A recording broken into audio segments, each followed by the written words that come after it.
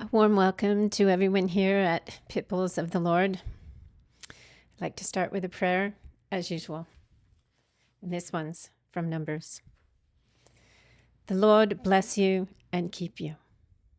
May the Lord make his face shine upon you and be gracious unto you. May the Lord lift up his countenance upon you and give you peace.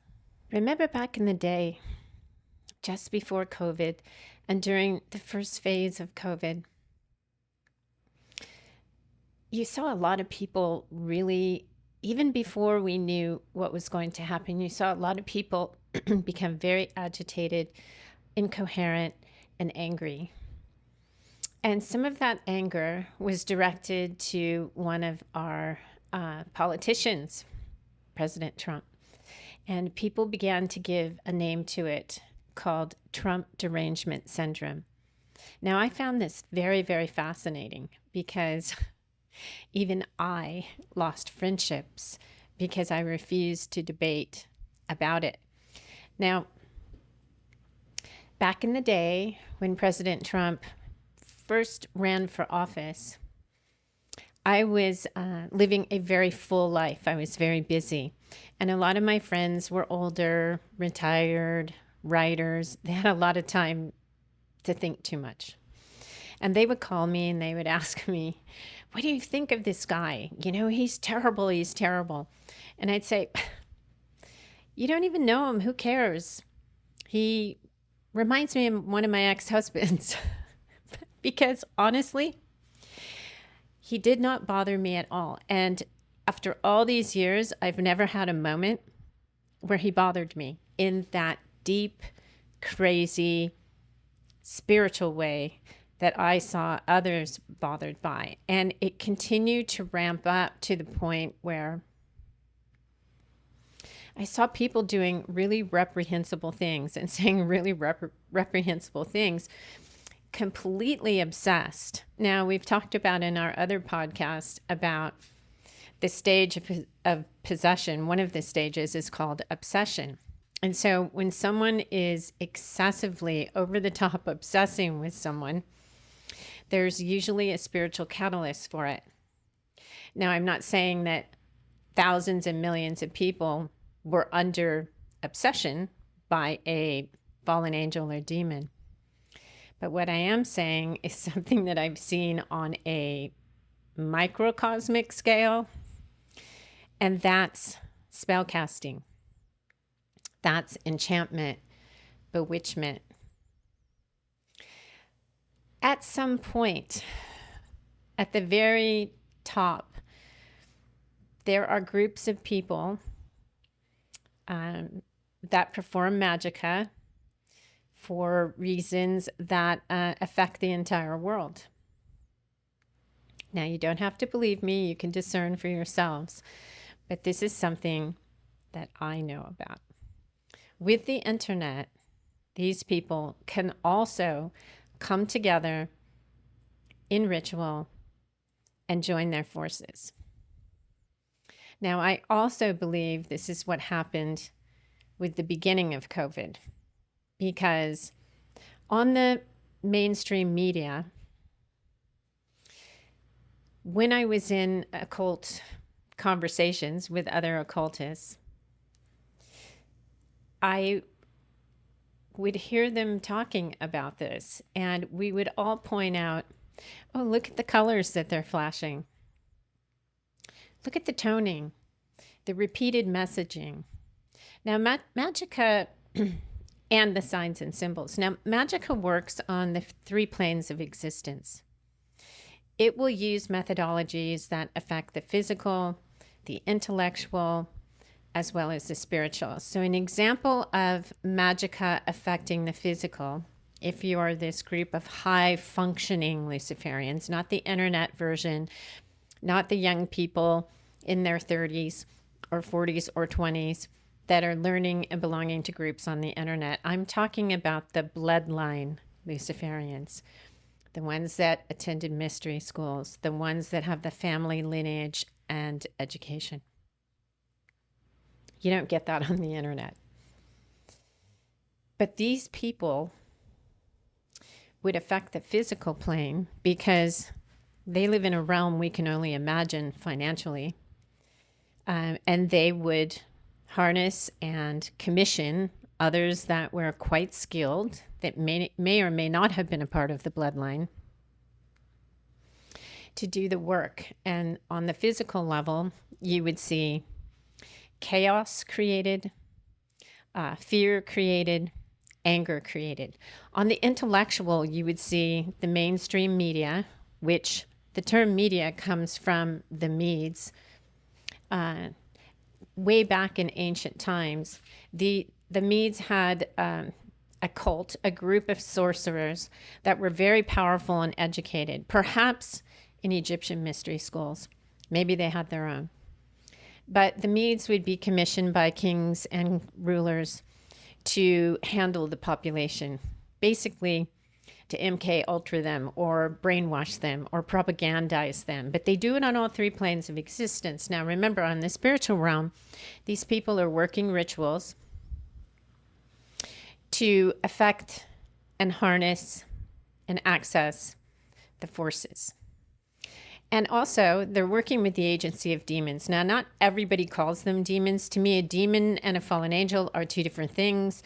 The gods and goddesses, to me, are fallen angels that rebelled against God. They're now under Lucifer. The demons are something different. The demons are what I would call the foot soldiers. But what they are is the children of the dead Nephilim. Now, the Nephilim were created not by God, but by the 200 fallen that came down on Mount Hermon, led by Shamzaza, Azazel. There were 13 of them, I believe, or 20 of them. I can't remember. But they were under of course, they're all under the umbrella of Satan or Lucifer. Satan is a title, means prosecutor, litigator. The devil is a lawyer because he knows all of God's laws. But they were under him. And it says biblically, they went into the daughters of men, married them, and had children with them. Well, what they created were hybrids. And these hybrids were, so to speak, demigods. I've told this story a million times, so apologies if you're hearing it again. But a lot of people that come to this channel are very new. And these hybrids didn't have a soul per se. So when they died, they did not go to heaven or purgatory, or they didn't go anywhere near God when they died. They were the children of the fallen angels that went into the daughters of men. We don't know if these were normal, ordinary, physical, intimate relationships or how that went. I would assume back in those days it was. Today it's probably different in the alien abduction realm. But they went into the daughters of men, had these children. So when these people grew up and passed away, their wandering spirits stayed upon the earth. And they are still looking for bodies to possess and ways to enjoy the carnal pleasures because they inherited the characteristics of their fallen fathers, which were evil, and all inverted versions of fallen angels are the opposite of what they were when they were holy angels. This is the tradition. This is the mythology. This is not something that I'm just making up, just so you know. But I didn't write it. Not my idea. When someone is in a state of anger, fear, and chaos, which is created intentionally, their subconscious is ripe for seeding. And that is when all of these ideas and ideologies are put into you. When you're in a state of fear and chaos, you're incoherent. And when someone is incoherent, they're not paying attention, they're not focused, and they're not aware of what's happening to them. Those aren't the most important parts. But when you're in a state of fear, your subconscious can be seeded with an idea very easily. So back to Trump derangement syndrome. It is not normal or natural to have such excessive feelings of hatred toward another human being that you have never met nor been in the presence of their field of energy. It's just not normal. And I have asked many people, just like with the vaccines, I've asked them, well, what is it that you hate this person so deeply for? And they will give me a lame answer like, well, he lies. And I'll say, okay, so can you tell me the lie that bothered you the most? And they will say, well, I don't know. Or I will ask them, why did you get that vaccination? And why are you still wearing that mask? And they'll say, I don't know. People were absolutely obsessive in fear. First, they were put into fear on the physical plane. And then intellectually, they were spelled, bewitched with the rituals, which were work behind the scenes on the spiritual level. And on the intellectual level, we had the media, the meds, which is where the term media comes from. It is still doing the same thing. So the repeating messages, the death counts, every day you were told, you're going to die, you're going to die, Trump's going to get you, there's going to be this, that, the other thing. Now, 25% of the population cannot be hypnotized. They just can't. And those 25% of the people, I am fairly sure, are the people who did not follow the propaganda. Because when spell casting is being worked on a global scale, on either of the three planes of existence, be afraid, there's fear and chaos, and then the repeating messages, and then the spiritual work, there is a physical component to the bewitchment itself also, in that when you're spelled, there is a degree of hypnosis that is woven into the operation. Many targets, 25% of them, are not able to be hypnotized or influenced. Another thing I've noticed is most of them are religious. Here in America, I can only speak for that, they are Christian. I haven't looked at other religions. I can't really tell you about that. So this is my speculation or my observation. But that's what I've seen. There is also a spiritual gene, which is called VMAT2. If any of you have heard of the book or the project called The God Gene, this is the gene. And 28% of us have this gene with one of the alleles that have been altered. We all have this gene. We're wired by God to have it in our DNA. And this gene is responsible for spirituality, for the tendency to be more spiritual, more visionary. Also, to be able to see when something is dishonest, or to be more intuitive. 28%. Some people have it on a higher degree, and also some people can take it like a skill and work it in order to become more powerful, just like any muscle.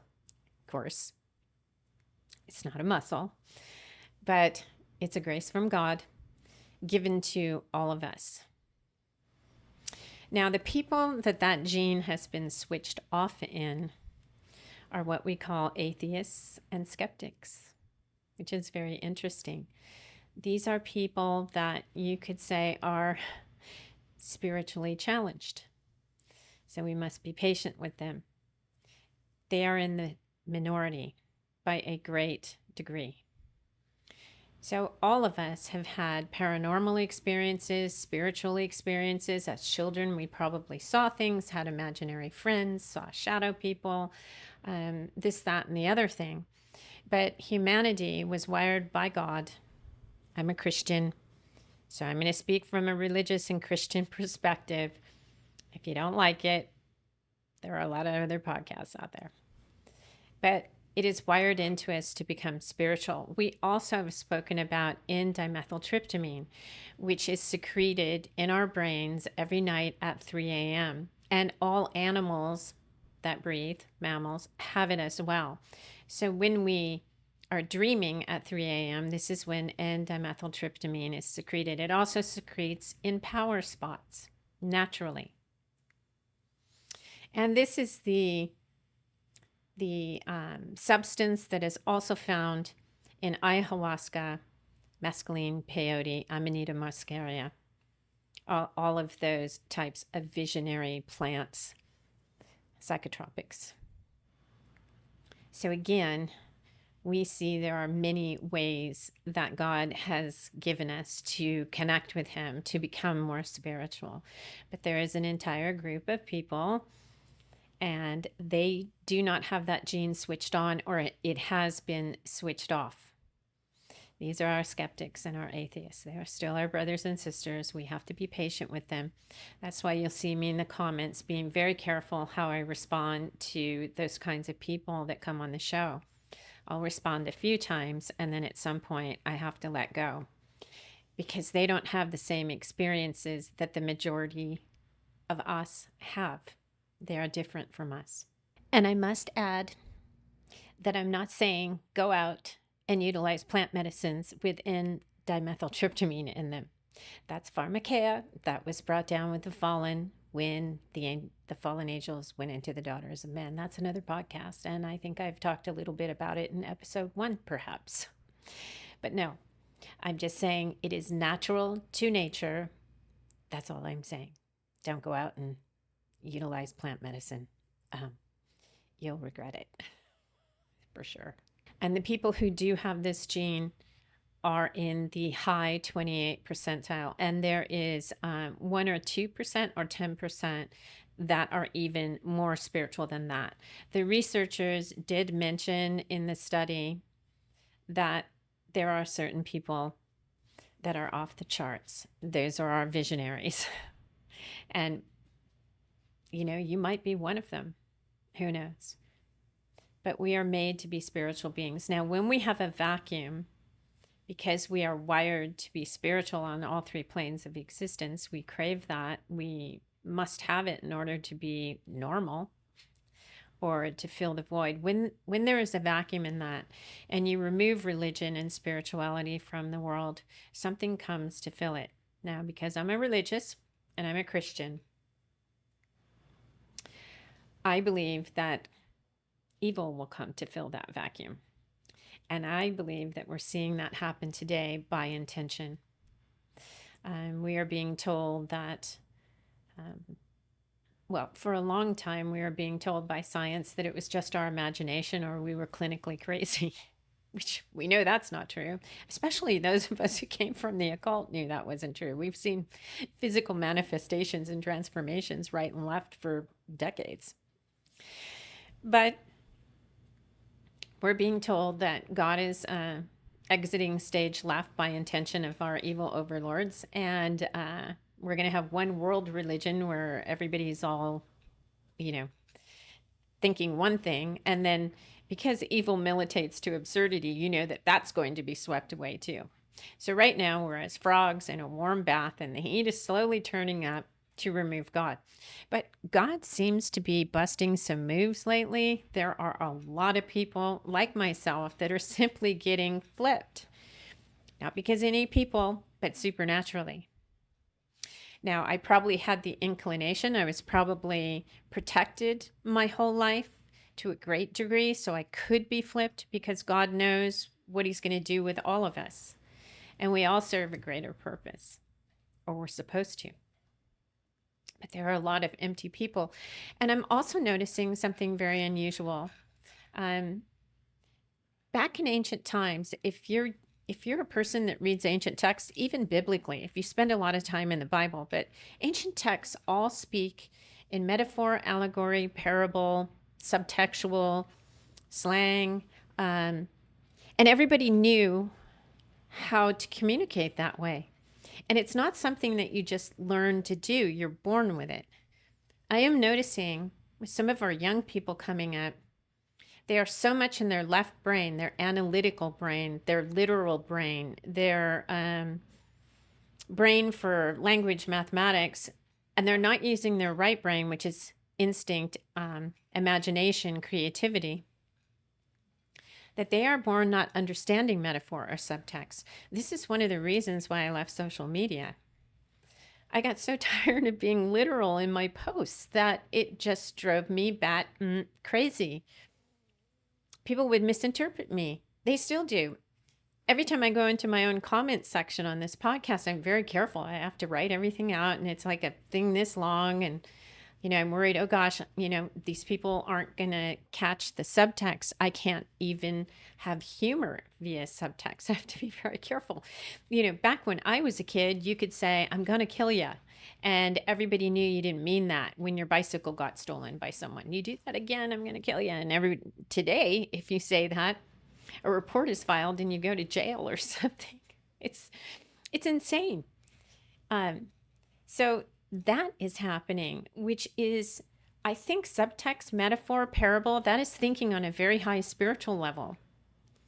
It's not robotic. It's not automatron type communication. It's something that we all should feel. So it's really communicating with both feeling. To take my leg off the chair, with both feeling as well as instinct, because we're also not facing each other face to face and communicating as real people. We're not picking up on the subtextual physical cues of someone's expressions or someone's body language. We can't see them. But there are a lot of younger people that are coming up not understanding metaphor, subtext, what is spiritually written between the physical lines. And I see this a lot in my comment section. Someone will totally misunderstand what I'm saying. And I'm like, no. I want to take responsibility for it, but I'm speaking in a language perhaps that is dead and gone. My whole communication is done in metaphor, subtext, allegory, parable. That's probably 70% of the way I communicate. I'm getting better at being more literal, but I'm not so sure I want to be. So we are evolving or mutating or being influenced by the diabolic to become something a little bit closer to the dang WEF's human 2.0. We're not composed of plastic or metal yet with our consciousness imbued into those robots, but boy, I look at the Harari guy, the skinny guy with the dark hair. He definitely is not a trained Luciferian. He is not a trained operator. The guy has no education in that whatsoever. If he was, he would never want to be doing what he's doing the way he's doing it. I just look at him and I think, wow, that is just a crazy person with too much power and money and control.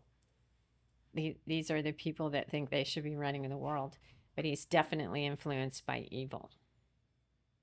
You can see it on him. So that's another gift, grace from God. You can see evil on people. You can see the demons on them. Now, it's not like you're seeing the things like you see in movies. That's not what I'm talking about. There is a way of seeing that's not with your physical eyes. It's a knowing, something in the heart. In the occult, there's an inversion of that concept about owls. They see in the dark, they never miss their mark. Now, that's a metaphor for evil people that have this skill at a very high level and they have targets. But it's the same kind of seeing. You sense the evil on them. Now, I can look at a person talking on a screen, whether it's talking on YouTube or the television or what have you. I can look at a photo. It's most prominent when I meet people in person or speak to them on the phone. And so in shamanism and in the occult and in all these disciplines with different names, you always are told to test the spirits. And the way you test them, which as Christians, we are never to interact with unseen spirits, with the unseen realm. We are never to interact with that. So I'm not telling you to go do this, but I'm just saying, in the occult and in shamanism, we are trained to test the spirits. Now, an imperator once said to me and others that even the highest magi at the highest levels can never be totally sure. And I remember thinking at that time, a long, long time ago, like, why am I even doing this? But when we're asked to test the spirits, we question them a little bit, which you're never supposed to do as Christians. And then about 2 or 3 answers that come out later, you've triggered them if they are evil, and they will begin to retaliate verbally or however. You'll get your cue that this is not something you want to work with. You want the indifferent. You want the good. But don't go there. But this is only for your education. I only tell you this so you can recognize things that are happening to you. And if you were aware that these things take place and the why that they take place, you are able to inoculate yourself against them. And you, by your own will, become that percentage that cannot be influenced. It sounds ludicrous when I talk about this stuff. But there really, when you step back and observe it, there is no other logical explanation for the level of triggering and anger that people come out with unless you bring in the metaphysical. And I know that everybody, a lot of people that watch this podcast, they want to know, how do I stop the suffering I'm enduring? How do I get through this? How do I know? When you are positioned in Christ and you are trying to live your life as best as possible in a state of grace, which is living morally correct, right. Our religion is incredible. And one of the reasons the devil wants to take our religion out of existence is because it does have advice and antidotes and even commandments to be in a state of grace. But I know that all of you would walk through a desert without a drop of water to stop the suffering, confusion, and chaos that happens to you.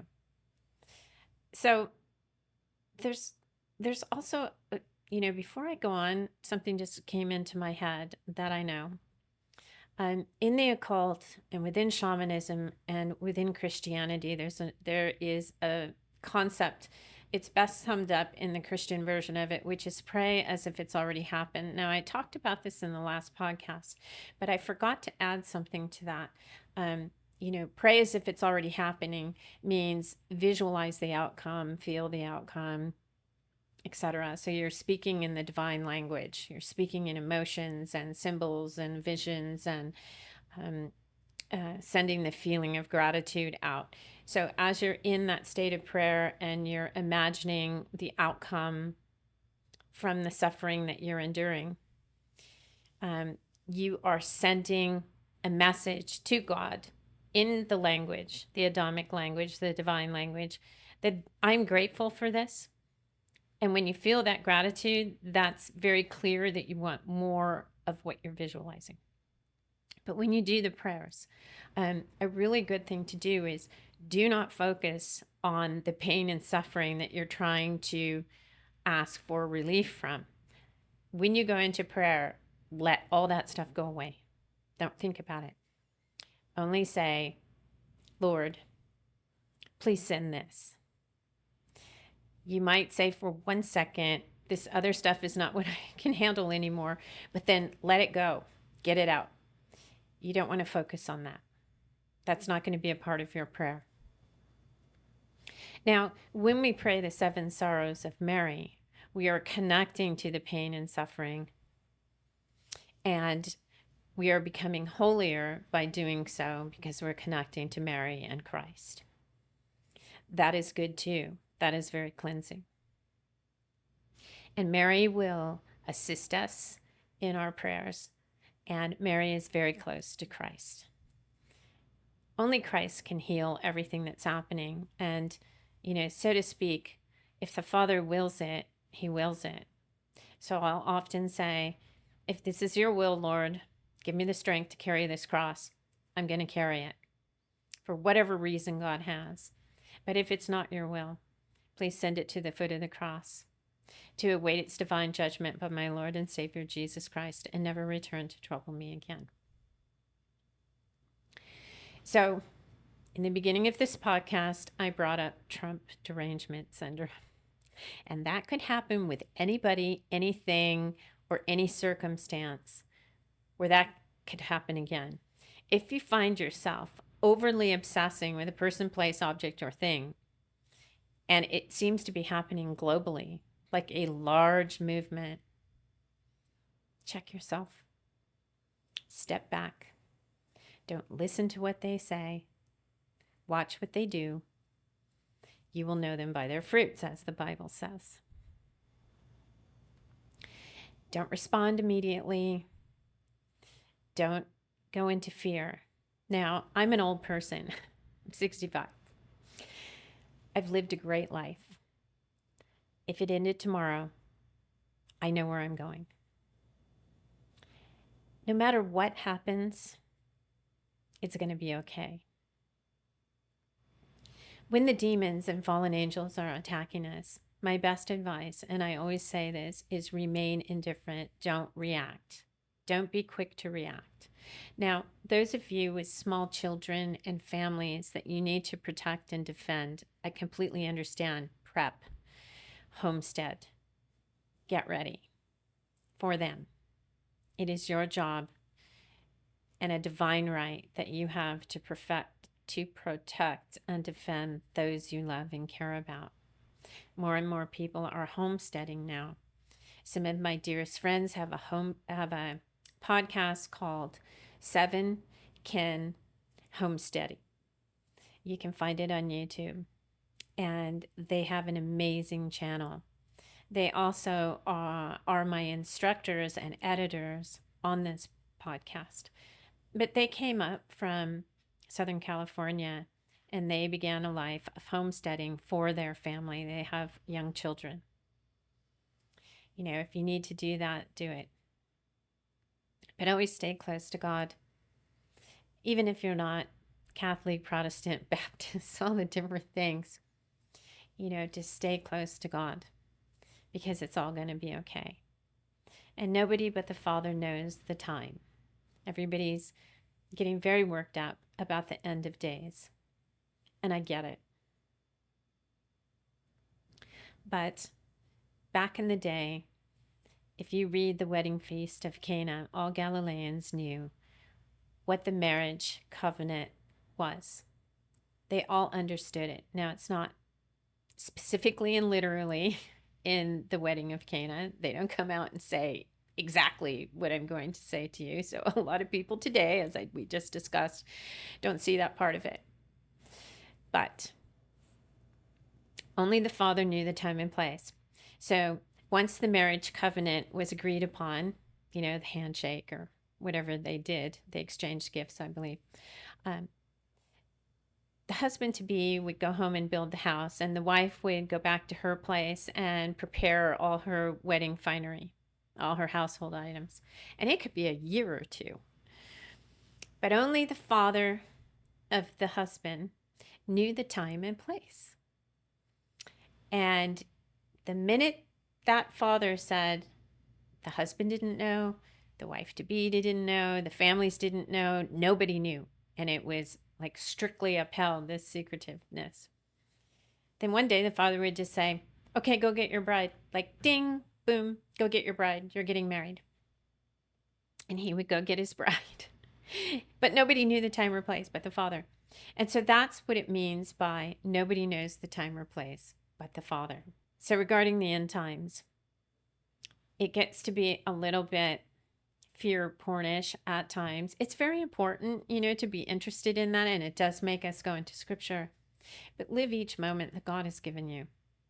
love your children, love your spouse, enjoy the beautiful world that God has created for us. Yes, there's a lot of evil and wicked stuff happening, but we can also drown in that.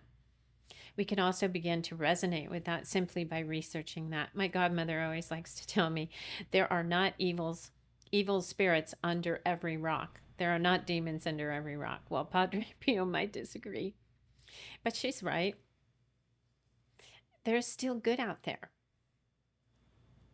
So I hope you enjoyed this podcast. God bless you all. And I will see you again next week. Good night.